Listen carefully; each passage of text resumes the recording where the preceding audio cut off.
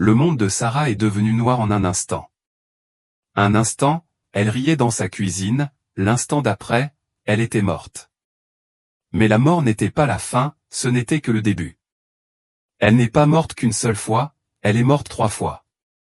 À chaque fois, elle traversait l'éternité d'abord au paradis, puis en enfer et enfin vers la vision terrifiante du jour du jugement dernier. Elle revient maintenant avec un avertissement, le temps presse. Serez-vous prêts? Voici son témoignage personnel. Je m'appelle Sarah et ce que je m'apprête à vous dire va bouleverser tout ce que vous pensiez savoir sur la vie, la mort et l'éternité. Je n'aurais jamais imaginé que je serais celui qui partagerait cette histoire. J'étais juste une fille normale de 21 ans, à l'université, jonglant avec les cours, les amis et les difficultés quotidiennes de la vie. J'avais entendu parler du paradis et de l'enfer en grandissant, mais je n'y avais jamais vraiment réfléchi. Pour moi, l'au-delà était un mystère, quelque chose de lointain et d'incertain. Tout a changé le jour de ma mort, pas une, ni deux, mais 3 fois. Chaque fois que j'ai quitté ce monde, chaque fois que j'ai vu des choses au-delà de la compréhension humaine, et chaque fois je suis revenu avec des messages qui me hantent encore aujourd'hui. Avant ma première mort, j'étais sceptique quant à tout ce que je ne pouvais ni voir ni prouver. La science avait des réponses à la plupart des choses, et au-delà, je ne m'inquiétais tout simplement pas. Comme beaucoup de gens, je croyais en quelque chose, mais je n'avais aucune idée de la réalité et de la réalité terrifiante du monde spirituel. J'ai vécu ma vie comme la plupart des gens, en supposant que j'avais suffisamment de temps pour tout comprendre plus tard. Mais le temps est une illusion. On ne sait jamais vraiment combien il nous reste. Mon premier contact avec la mort est survenu de nulle part, à un moment qui aurait dû être tout à fait ordinaire. Une minute, je riais avec des amis, et la minute suivante, mon monde s'est assombri. Mon cœur s'est arrêté, mon corps s'est effondré. Les gens autour de moi ont paniqué, les ambulanciers ont été appelés et pour eux, c'était une tentative désespérée de me sauver la vie. Mais pour moi, c'était le début de quelque chose de bien plus grand. J'ai quitté mon corps. Au début, je planais au-dessus, regardant tout se dérouler depuis un endroit étrange et détaché. J'ai vu les ambulanciers travailler frénétiquement, ma meilleure amie sangloter, ma mère crier mon nom. Mais ensuite, j'ai été attiré vers autre chose, quelque chose de si réel, de si bouleversant qui faisait que tout ce que j'avais connu auparavant ressemblait à un rêve. Je suis entré dans un lieu d'une beauté indescriptible. Cela ne ressemblait à rien de ce que j'avais jamais vu, plus vivant que le monde que j'avais laissé derrière moi. J'ai ressenti une paix si profonde, si dévorante, que toutes les inquiétudes, toutes les peurs que j'avais emportées ont disparu. Et puis je l'ai vu, Jésus. Je l'ai connu instantanément, non pas à cause de peinture ou d'histoire, mais parce que mon âme l'a reconnu. Sa présence était un pur amour, mais il y avait autre chose, quelque chose de sérieux dans son regard. Il avait quelque chose à me montrer, quelque chose que j'étais censé comprendre. Mais avant que je puisse le faire, j'ai été ramené dans mon corps. Je me suis réveillé à bout de souffle, entouré de visages paniqués. Le monde était différent, comme si je n'y appartenais plus.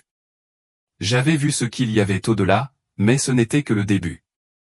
Les avertissements que Jésus m'a donnés n'étaient pas seulement destinés à moi, ils s'adressaient au monde entier. C'était censé être une journée normale, rien d'extraordinaire. Le soleil brillait et l'air était chaud avec le parfum du printemps. Je venais de terminer un jogging matinal, me sentant fort, plein d'énergie, complètement vivant. Mais d'ici quelques heures, mon monde s'effondrerait. J'étais dans la cuisine, je riais avec ma mère pendant que je me versais un verre d'eau. C'est à ce moment-là que c'est arrivé. Une douleur soudaine et aiguë me saisit la poitrine, si intense que je laissai tomber le verre. Ma vision s'est brouillée, les murs autour de moi semblaient se refermer et avant même que je puisse crier à l'aide, tout s'est évanoui dans l'obscurité. Je ne me souviens pas d'avoir heurté le sol. Je ne me souviens pas que ma mère ait crié mon nom, me secouant, me suppliant de me réveiller. Mais je me souviens de ce qui s'est passé ensuite. Je flottais. Au début, je ne comprenais pas ce qui se passait. J'étais en apesanteur, suspendu dans les airs au-dessus de mon propre corps. J'ai vu ma mère agenouillée à côté de moi, sanglotant, composant le 911 avec les mains tremblantes. J'ai vu les ambulanciers faire irruption dans la porte, la poussant sur le côté alors qu'ils essayaient désespérément de me réanimer. L'un d'eux pressa ses doigts contre mon cou en secouant la tête. « Elle n'a pas de pouls », a-t-il déclaré. J'aurais dû ressentir de la peur.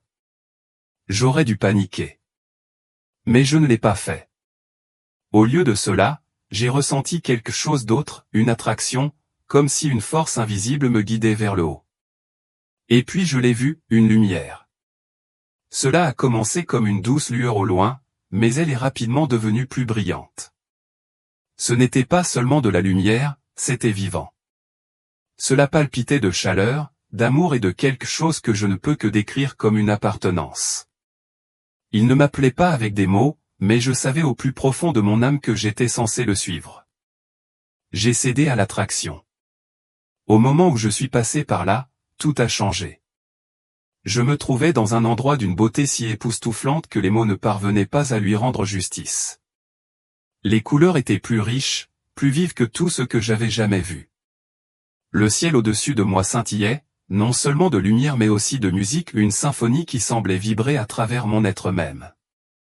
L'air lui-même était rempli de paix, comme si chaque inquiétude, chaque peur que j'avais jamais portée avait été dissipée.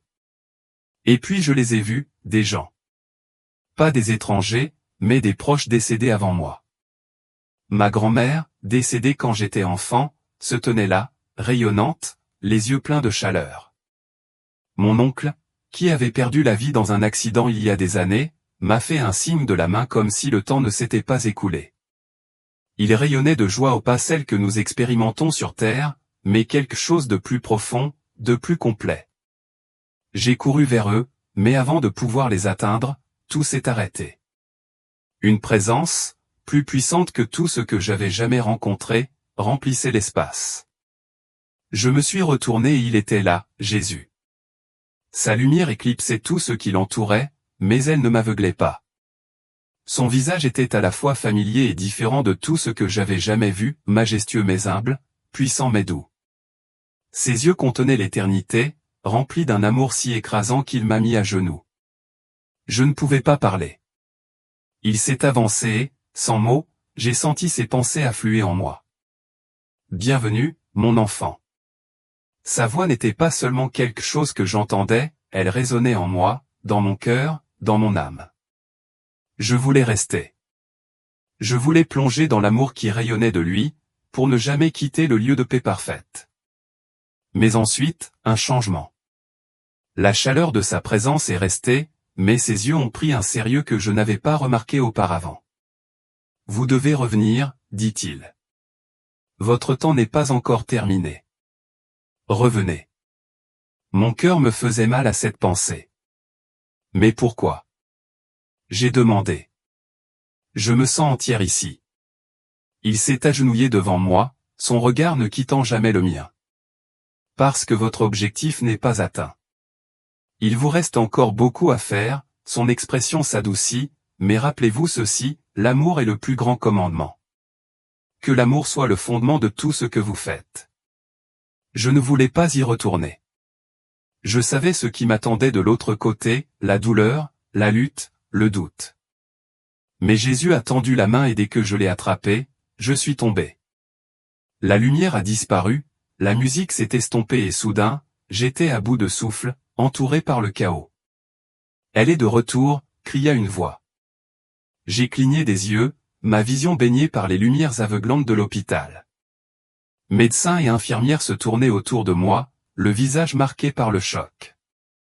Ma mère était là, me serrant la main, en sanglotant. Sarah, elle s'étouffa. Tu étais partie. Ils ont dit que j'étais partie. J'étais trop faible pour répondre, mais mon esprit s'emballait. Je venais d'y être. Je venais de le voir.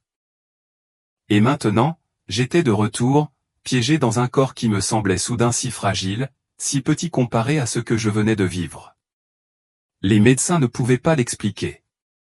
Mon cœur s'était complètement arrêté pendant quelques minutes trop longtemps pour que je revienne sans lésion cérébrale, et encore moins pleinement conscient. Mais j'étais là, vivant, avec mes pensées intactes. Sauf que je n'étais plus le même. J'avais touché l'éternité. Je m'étais tenu devant Jésus et j'étais revenu avec quelque chose que je ne pourrais jamais oublier, un message. Un message qui allait tout changer. Cela faisait 1 an depuis ma première mort, 1 an depuis que je n'avais pas vu le ciel, depuis que je m'étais tenu devant Jésus et que j'avais ressenti son amour immense. J'avais passé cette année à tout remettre en question, à essayer de donner un sens à ce que j'avais vécu. Je me suis dit qu'on m'avait donné une seconde chance, que je devais vivre avec amour, embrasser mon objectif. Mais la vie a tendance à vous ramener à ces distractions. Au début, j'étais déterminé à changer, à vivre comme Jésus me l'avait dit. Mais au fil du temps, les souvenirs du ciel ont commencé à me sembler lointains, comme un rêve qui m'échappait lentement. Je suis tombé dans d'anciens schémas, me concentrant davantage sur les soucis temporaires que sur les vérités éternelles. J'y croyais encore, bien sûr, mais je me disais que j'avais le temps. J'ai eu tort. La deuxième fois que je suis mort, ce n'était pas aussi paisible que la première. Ce n'était pas un léger effondrement ou une dérive. C'était violent. J'avais eu d'étranges épisodes de vertige et d'essoufflement, mais je les ignorais. J'étais jeune, j'allais bien. Mais un soir, alors que je me brossais les dents dans ma salle de bain, une pression soudaine et insupportable s'empara de ma poitrine. Cela ne ressemblait à rien de ce que j'avais ressenti auparavant, une force m'écrasant de l'intérieur. Mes jambes ont cédé et je me suis écrasé sur le carrelage, haletant. Je ne pouvais pas respirer. La panique m'a envahi alors que ma vision se creusait. J'ai griffé le sol, essayant de rester conscient, mais l'obscurité m'a englouti entièrement. Et cette fois, je ne suis pas apparu dans la lumière. Je suis tombé. Cela a été immédiat. À un moment donné, je sombrais dans l'inconscience, et l'instant d'après, je m'effondrais, entraîné vers le bas à une vitesse qui me faisait mal au ventre. L'air autour de moi devenait épais, lourd, suffocant. La chaleur que j'avais ressentie auparavant avait disparu. C'était différent. C'était faux. J'ai atterri durement, mais pas sur un sol solide. C'était comme sombrer dans un puits de cendres, quelque chose bougeait et se tordait sous moi. L'air était dense, empli d'une puanteur qui me brûlait la gorge, chair pourrie, soufre, pourriture. Et puis sont venus les sons, des cris, pas seulement des cris de douleur mais des gémissements de désespoir absolu. Je me suis retourné et c'est à ce moment-là que je les ai vus, des silhouettes dans l'ombre, tordues et contorsionnées, leurs visages figés dans des expressions d'agonie. Ils tendirent la main, griffèrent l'air, leur voix se mêlant à un chœur de souffrance.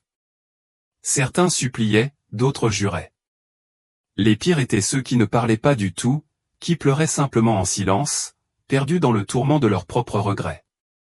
Je voulais bouger, courir, mais je ne pouvais pas. Le poids de quelque chose d'invisible pesait sur moi, comme si l'air même était vivant de chagrin. Je n'étais pas censé être ici. Une force plus forte que la gravité m'a attiré, m'entraînant plus profondément dans l'obscurité. J'ai crié, mais ma voix se perdait dans le chaos. Les ombres autour de moi bougeaient. Ce n'étaient pas seulement des chiffres, c'étaient des âmes, perdues et souffrantes, piégées dans un endroit sans issue. J'ai senti quelque chose frôler moi, une main en non, une griffe, agrippant ma cheville. Je m'éloignais, l'horreur me consumant. Ce n'était pas un cauchemar. C'était l'enfer. Une terreur comme je n'en avais jamais connu m'a saisi. J'ai dû sortir. J'ai dû sortir. Et puis, à travers les ténèbres, est venue la lumière. C'était différent d'avant, non pas la douce lueur du ciel, mais une force imposante et indéniable. Les ombres reculèrent à son apparition. Jésus. Sa présence dominait l'espace et, pour la première fois, les cris se calmèrent. Les ténèbres tremblaient devant lui, mais elles ne disparaissaient pas. Je suis tombé à genoux. S'il te plaît, altez-je. Sortez-moi d'ici. Ses yeux, toujours remplis d'amour mais portant désormais le poids du chagrin, se sont fixés sur les miens. Vous devez voir, dit-il. Il a levé la main, et soudain le voile entre moi et les âmes souffrantes s'est levé. J'ai vu qui ils étaient, des mères, des pères, des fils, des filles ou des gens qui avaient vécu comme moi, croyant qu'ils avaient le temps, croyant qu'ils se suffisaient à eux-mêmes. Des gens qui avaient ignoré les avertissements, qui avaient choisi le temporaire plutôt que l'éternel.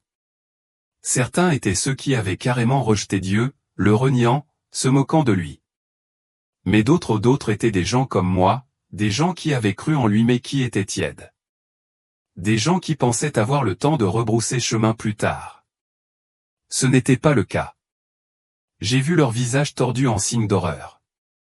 Leur regret était suffocant, plus lourd que l'obscurité elle-même. Je voulais me détourner, mais la voix de Jésus a retenu mon attention. Ce n'est pas une punition. C'est une conséquence. Ces paroles me traversèrent comme le tonnerre. Je ne les ai pas envoyés ici. Ils ont choisi ceci. J'ai sangloté. Mais, pourquoi? Pourquoi ne peuvent-ils pas partir? Son expression était triste. Parce qu'ils n'ont jamais voulu de moi. Pas vraiment.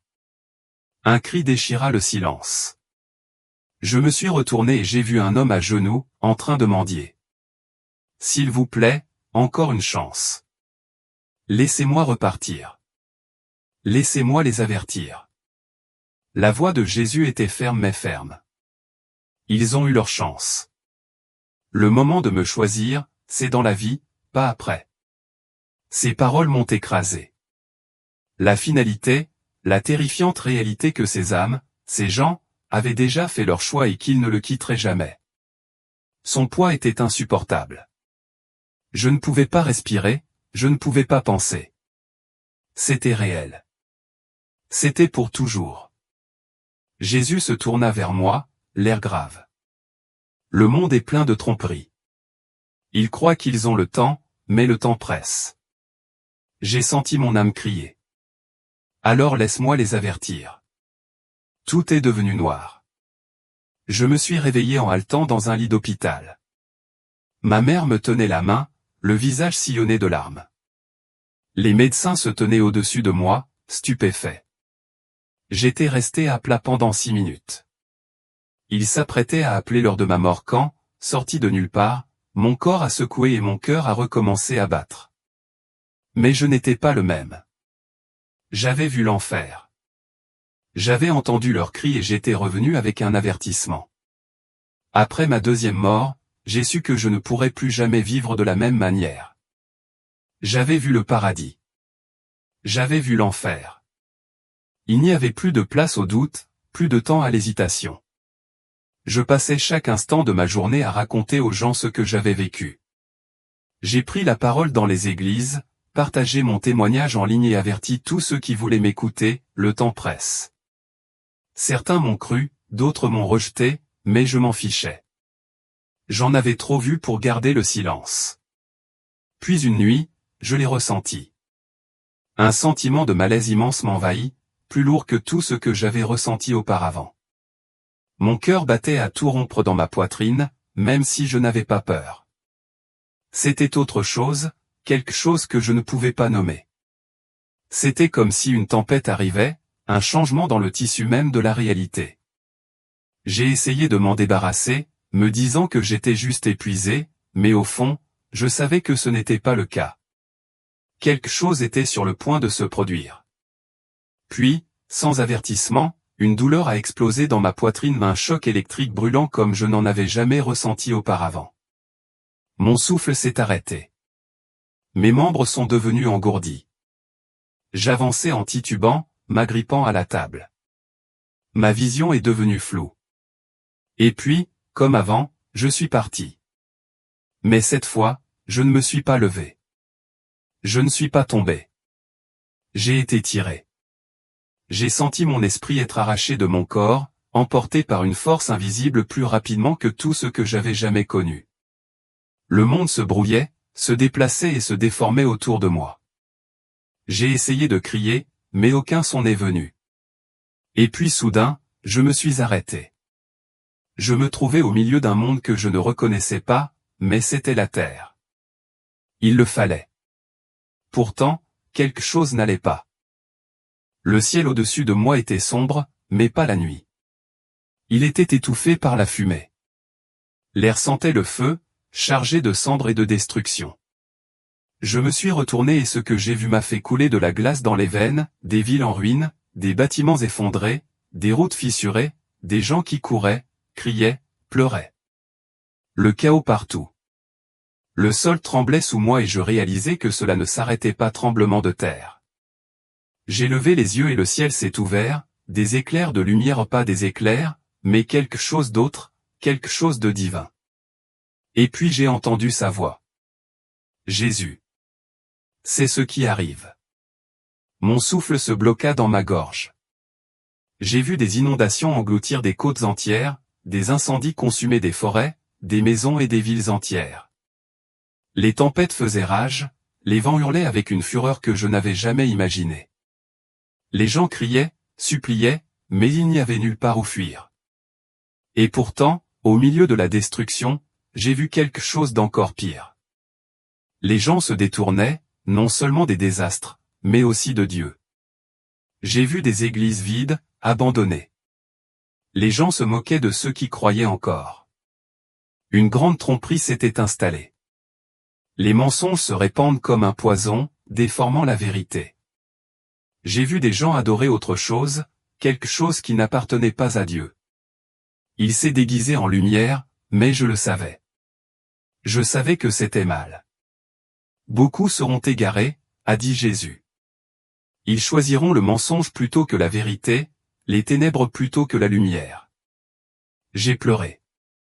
Je voulais l'arrêter, leur crier dessus, les secouer pour les réveiller, mais ils ne pouvaient pas m'entendre. Et puis je l'ai vu. Je me tenais devant un grand trône sans fin. Des millions, des milliards d'âmes se tenaient devant lui, le visage plein d'effroi. Je les ai vus avancer. Un par un, chacun se tenant devant une lumière brillante qui révélait tout, chaque pensée, chaque action, chaque péché caché. Pas de mensonge, pas d'excuses. Certains tombèrent à genoux de honte, sanglotant, implorant grâce, mais il était trop tard. Je me suis retourné et j'en ai vu d'autres, ceux qui avaient suivi Jésus, qui avaient vécu dans la vérité. Leurs visages brillaient de joie et de paix, ils ont été accueillis. Mais les autres? J'ai vu certains être jetés dans l'obscurité. Ni par la force, ni par la punition, mais parce qu'ils l'avaient choisi. Ils l'avaient rejeté. Ils avaient passé leur vie à croire qu'ils avaient le temps. Ils ne l'ont pas fait. J'ai senti mon âme se briser. Jésus. J'ai sangloté, s'il vous plaît, laissez-moi les avertir. Il s'est tourné vers moi, les yeux remplis de chagrin mais aussi d'urgence. Le monde dort, a-t-il déclaré. Il ne voit pas ce qui s'en vient. J'ai tremblé alors qu'il s'approchait. Dites-leur que le temps presse. Ils doivent me choisir maintenant. Les mots me brûlèrent plus profondément que tout ce que j'avais jamais connu. Et puis j'ai halté, j'étais de retour, vivant. Les bips des machines remplissaient la chambre d'hôpital. Ma mère sanglotait à côté de moi, me serrant la main. Les infirmières se sont précipitées autour de moi en criant des codes médicaux. J'étais encore mort, mais cette fois, je savais que j'avais été renvoyé avec une mission. Je ne pouvais pas perdre une seconde de plus. Le temps était compté. Revenir après mon 3e décès était différent. La première fois, j'étais revenu avec émerveillement. La 2e fois, j'étais revenu avec peur. Mais cette fois, je suis revenu en urgence. Rien ne se ressemblait. Le monde semblait creux. Tout ce qui inquiétait les gens, l'argent, le statut, leurs prochaines vacances, tout cela semblait si insignifiant. Je voulais les attraper par les épaules et les réveiller. Ne pouvaient-ils pas voir? N'ont-ils pas compris? Le temps était compté.